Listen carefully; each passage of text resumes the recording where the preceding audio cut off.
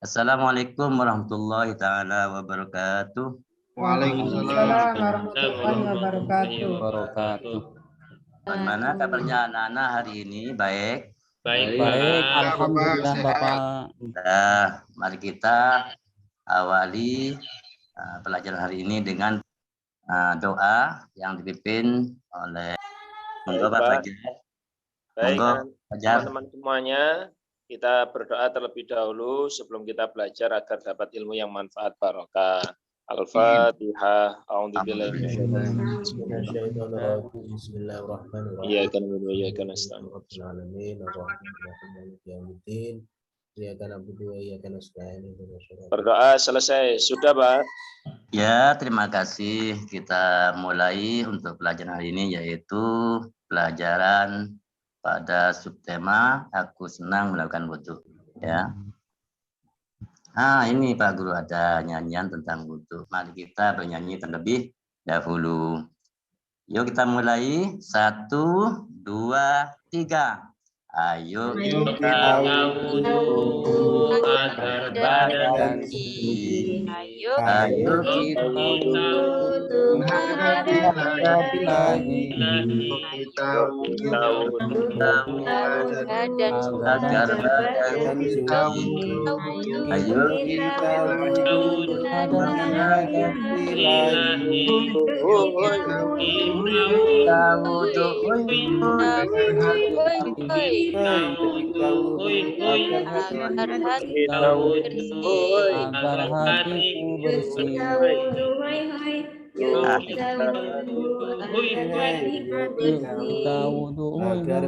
Ya sudah selesai anak-anak ya, semangat hari ini.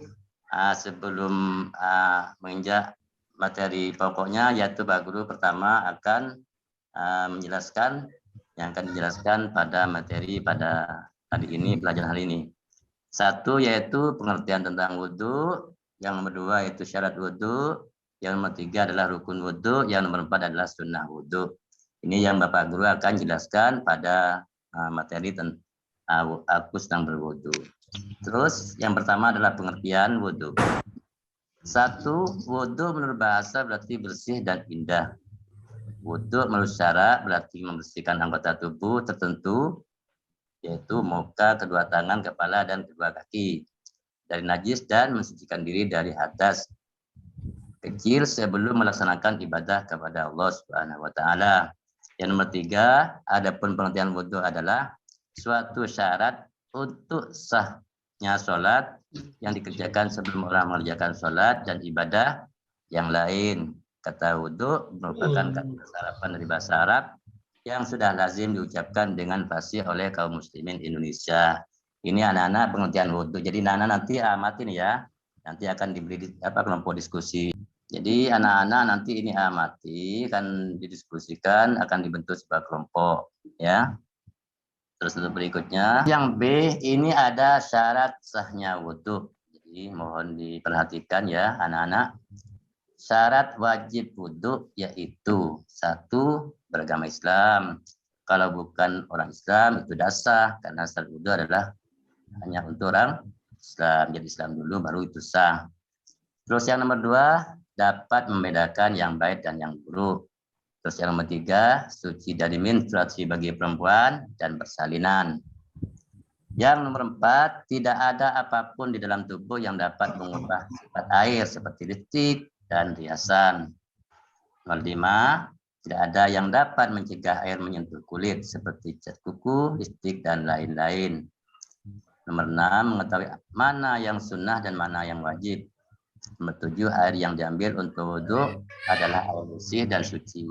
Tidak bau, tidak kotor, atau tercampur bahan lainnya. Air yang halal bukan hasil resap atau hasil curian. Itu anak-anak tentang syarat sahnya wudhu. Sekarang anak-anak mungkin tahu jenis-jenis air yang bisa atau yang sah untuk dipakai wudhu. Biasanya air itu yaitu air yang turun dari langit. Terus yang kedua adalah yang bersumber dari bumi. Bapak Guru kelompokkan menjadi 7. Mungkin masih ada lagi. Pertama ada air hujan, boleh dipakai untuk wudhu air hujan itu. Yang kedua air embun. Terus yang ketiga mata air, sumber nomor 4 air laut, nomor 5 air sumur, nomor 6 adalah air sungai, nomor 7 air danau. Itu anak-anak ya. Jadi kalau apa namanya selain dari itu tidak boleh. Terus yang C yaitu rukun wudhu ada 6. Perhatikan, ini adalah salah satu syarat sahnya ketika anak-anak itu berwudhu. Pertama niat, tidak boleh kalau tidak berniat, jadi tidak akan sah. Terus yang nomor 2 membasuh muka. Yang nomor 3 membasuh 2 tangan sampai ke siku. Yang nomor 4 menyapu sebagian kepala. Yang nomor 5 membasuh 2 telapak kaki sampai kedua mata kaki. Yang keenam yaitu tertib, artinya berurutan dari nomor 1 sampai nomor 5. Nah, akan Pak Guru jelaskan satu persatu. Yang nomor 1 yaitu rukun. Yang satu yaitu rukun wudhu yang pertama, niat. Bagaimana kita melakukan niat itu? Ya pertama ada lafadz niat. Lafadz niat itu bisa diucapkan sebelum kita wudhu. Tapi niat kita nanti ucapkan dalam hati ketika kita mengambil air dimasukkan ke muka. Niatnya mungkin anak sudah hafal karena sudah dipelajari sebelumnya, yaitu nawaitul wudu'ah liraf'il hadatsil asghari fardhon lillahi ta'ala. Yang artinya saya berniat berwudu untuk menghilangkan hadas kecil, fardu karena Allah Ta'ala. Itu anak-anak.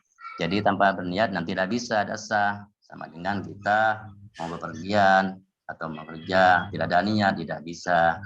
Jadi diawali dengan niat. Niat itu tempatnya di hati. Rasulullah, ini ada potongan hadis, itu innamal a'malu binniyat.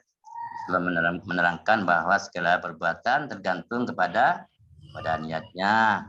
Dan seseorang akan mendapatkan balasan menurut apa yang diniatkan. Kalau tidak ada niatnya, ya tidak sah. Itu ya, Nana ya. Dan berikutnya, rukun yang kedua yaitu mencuci muka. Di mana batas mencuci muka itu? Yaitu batas ini telinga kanan dan telinga kiri. Nah, itu sunnah diulangi 3 kali agar basuhan itu sempurna. Imam Bukhari dan Muslim meriwayatkan bahwa cara Rasulullah SAW membasuh mukanya waktu sebanyak 3 kali. Setelah Nabi SAW membasuh mukanya, beliau mengambil seciduk air lagi di telapak tangannya, kemudian dimasukkannya ke bawah dagunya. Maksudnya bagi yang punya jenggot, bagi orang yang punya jenggot itu harus juga disela-sela air, takut airnya dah masuk. Kemudian dimasukkannya ke bawah dagunya, lalu ia menyela-nyela jenggotnya, dan beliau bersabda bahwa hal tersebut diperintahkan oleh Allah Subhanahu wa Ta'ala. Paham ya? Yang ketiga nanti disimak. Ini cuma Pak Guru akan menjelaskan dulu, nanti anak-anak akan berdiskusi. Jadi biar paham dulu ya. Yang ketiga rukun wudhu yaitu membasuh kedua tangan hingga siku. Artinya jadi dari tangan kita basuh sampai ke siku.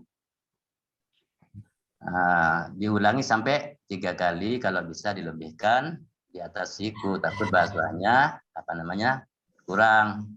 Hal ini telah sesuai dengan perintah Allah Subhanahu wa taala dalam surat Al-Maidah ayat 6 yang artinya, dan basuhlah tangan-tanganmu sampai siku. Rasulullah membasuh tangan yang kanan dan yang kiri juga sampai melewati sikunya. Dilakukan sebanyak 3 kali. Ini sunnah Rasul ya. Terus berikutnya yang nomor 4, rukun wudhu yang keempat yaitu mengusap kepala. Beda mengusap dengan menyiram. Kalau disiram itu beda dengan mengusap. Jadi cuma di tangan ini dibasahi air, ditaruh di air, atau kalau ada kran ditaruh di kran, kemudian diusapkan ke kepala. Sampai ke belakang disunahkan mengusap kepala harus dibedakan dengan mengusap dahi, beda, atau sebagian kepala. Ini kepala ini di atas, kalau di depan ini dahi namanya. Rasulullah mencontohkan tentang cara mengusap kepala yaitu dengan kedua telapak tangannya yang telah dibasahi dengan air. Lalu ia menjalankan kedua tangannya melalui dari bagian depan kepala sampai ke belakang tanduknya. Lanjut. Nomor 5. Rukun wudhu yang kelima membasuh kedua kaki sampai mata kaki. Jadi boleh lebih. Nah, karena batasnya mata kaki, takut khawatir kurang, boleh di atas mata kaki. Ini rukun wudhu yang kelima. Ini juga dijelaskan di dalam surat Al-Maidah ayat 6. Ini cuma Arabnya tidak dimunculkan, Al-Qur'annya. Basuhlah kakimu sampai dengan kedua mata kaki. Jadi ini adalah salah satu rukun yang nomor 5. Terus yang nomor 6 terakhir adalah tertib. Tertib itu artinya berurutan, jadi tidak boleh berbolak-balik.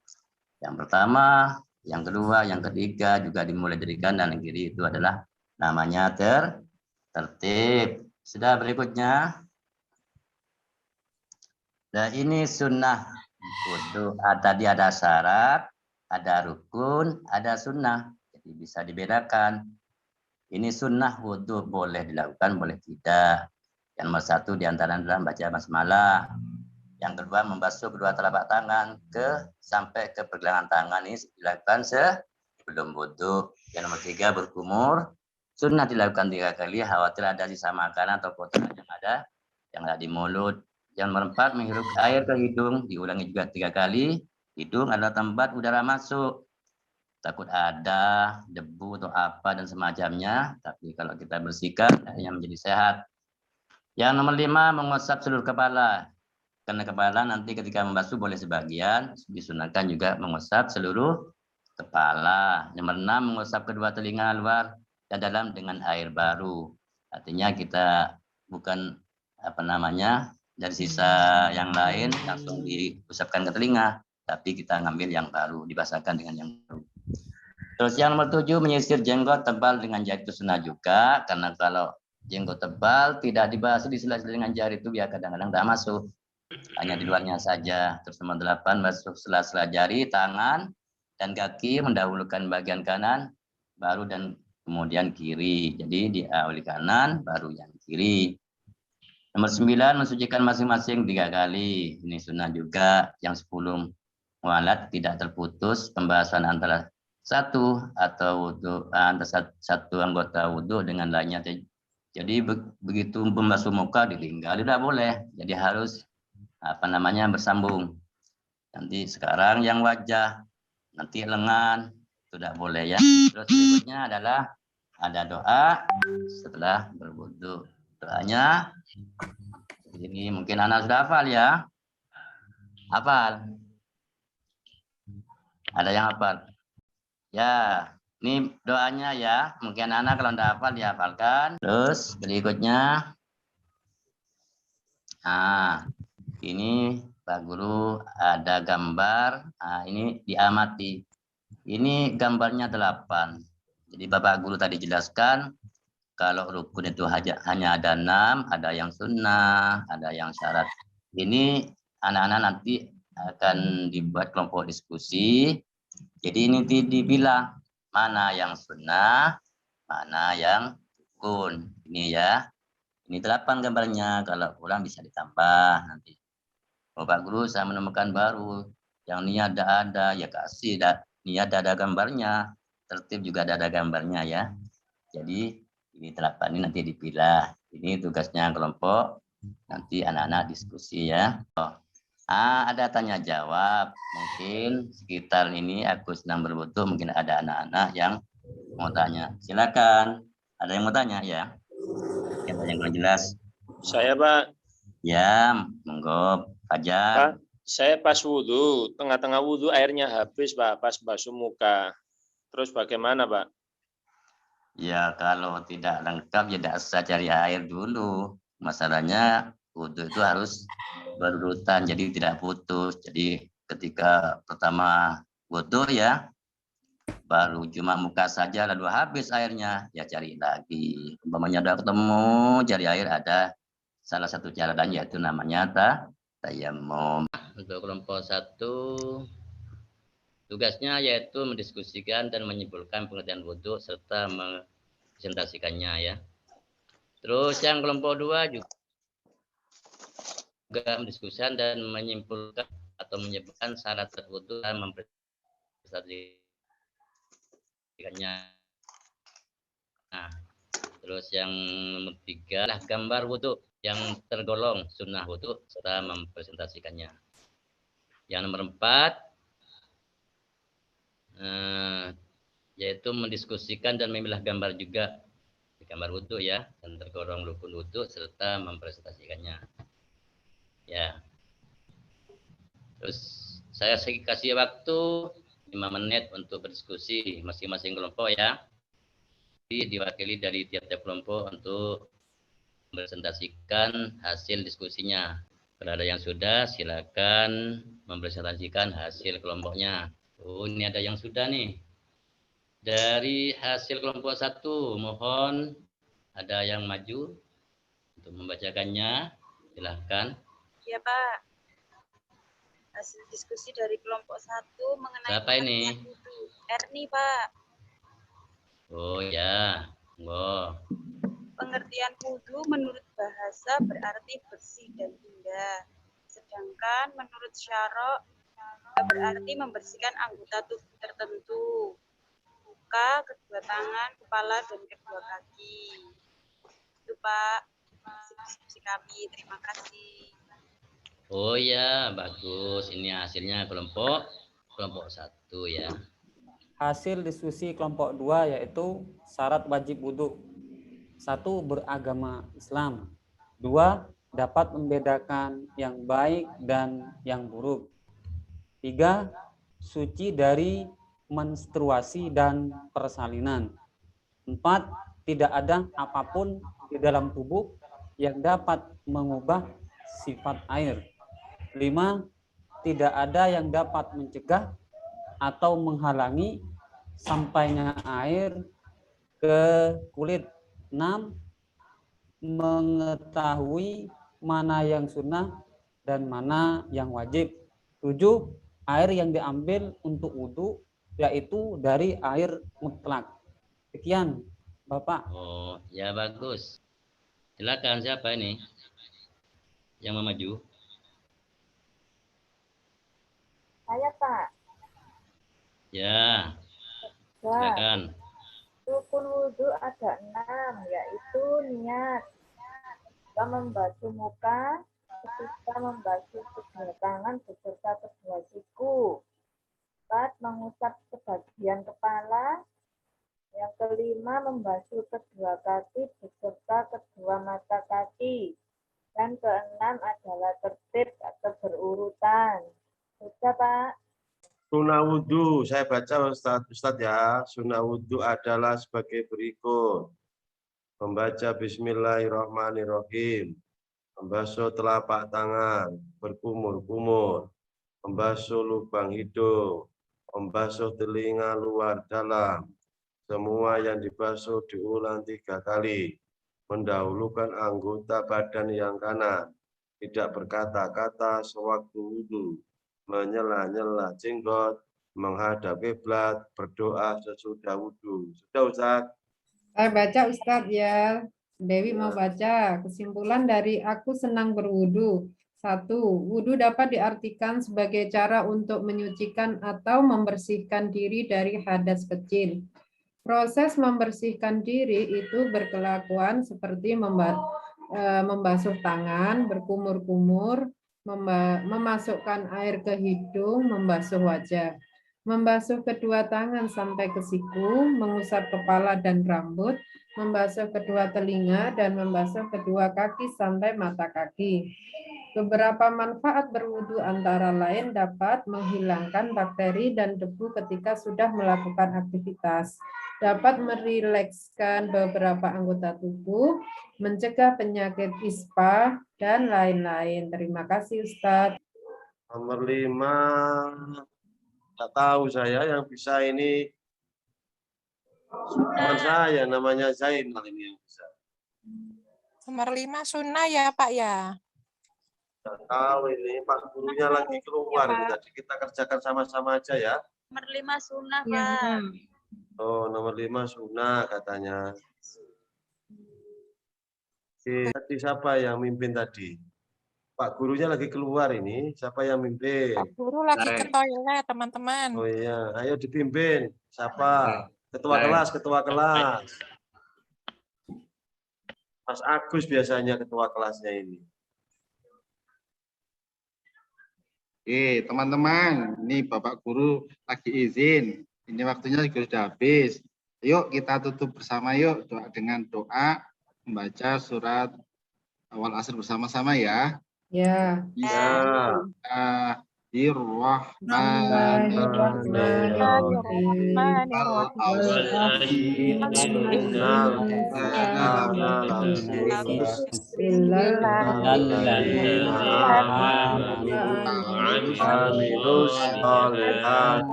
kasih teman-teman. Pulang. Mari pulang. Sampai ketemu minggu depan teman-teman. Jangan lupa sungkem ke Bapak dulu, Bapak ada di luar. Oh iya, Pak, bukunya ada di luar. Salim Ayo dulu. salam-salam bareng-bareng. Assalamualaikum warahmatullahi wabarakatuh. Terima kasih Ustaz. Terima kasih, Bapak.